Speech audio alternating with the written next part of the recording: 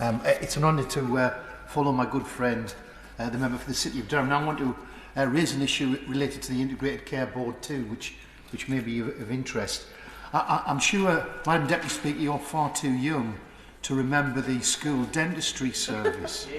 But some of us at more senior years will remember the annual visits from the school dentist, and each year a dentist and a dental nurse would attend the school and attend the assembly, and class after class would line up and every child would have their teeth inspected. At home time, anyone requiring further treatment received the dreaded letter asking parents to make a follow-up appointment. It was a simple and efficient and productive process. The system allowed thousands of children to receive annual dental checkups. The day was also an opportunity for children to be educated on the importance of dental hygiene. The member for North Durham mentioned those special tablets that highlighted the plaque and so on your teeth. I remember those. And how to avoid the dreaded letter, the follow-up letter the following year.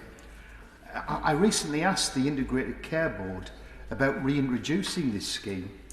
But despite NHS North East and North Cumbria Integrated Care Board taking over responsibility for commissioning dental services, they in fact passed the buck on this question to the local authority. And they stated in their reply, commissioning responsibility for dental public health falls under the remit of public health, which is hosted by the local authority. As such, the ICB is unable to comment on the school dental screening programme, as this would need to be raised with the local authority.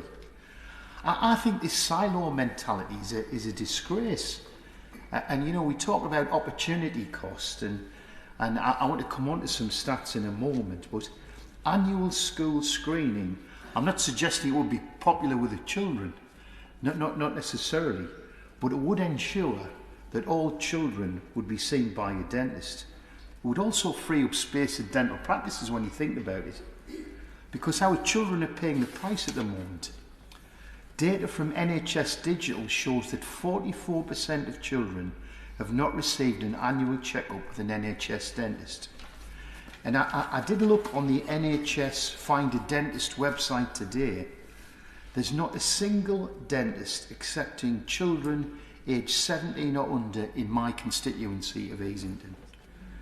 In my view, ministers should be ashamed that after 14 years in power, NHS Dentistry is catastrophically failing our children.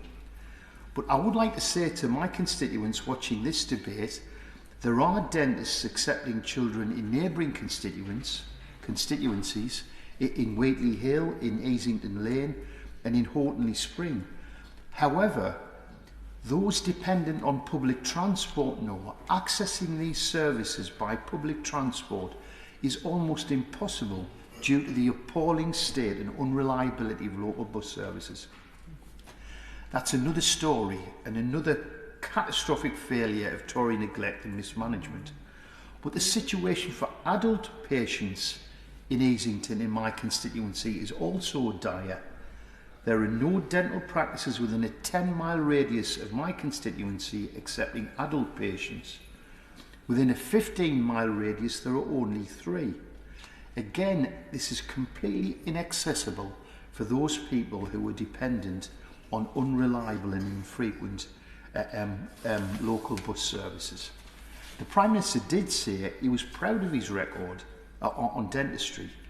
He boasted that there are now more NHS dentists across the UK. But he must inhabit a parallel universe. In the real world, data shows that there were 24,151 dentists performing NHS work in 2022-23, and that's over 500 down on pre-pandemic levels. But what other colleagues have pointed out is that this headcount doesn't show the level of NHS treatment, because a dentist working in the private sector doing a single NHS checkup in a year is counted just the same as a full-time NHS dentist.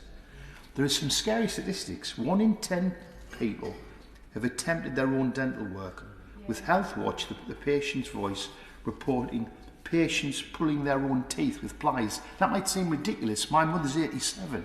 She's very frail. She did this out of desperation. It's appalling.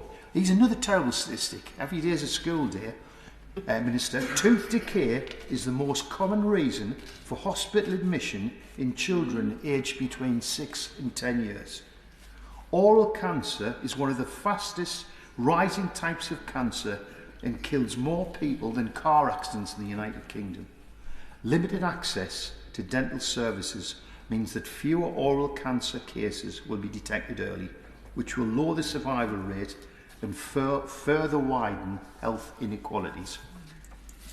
It's time for the government to get control of this problem, to deliver for the British public who are being let down time and again by the dysfunction at the heart of the Conservative Party.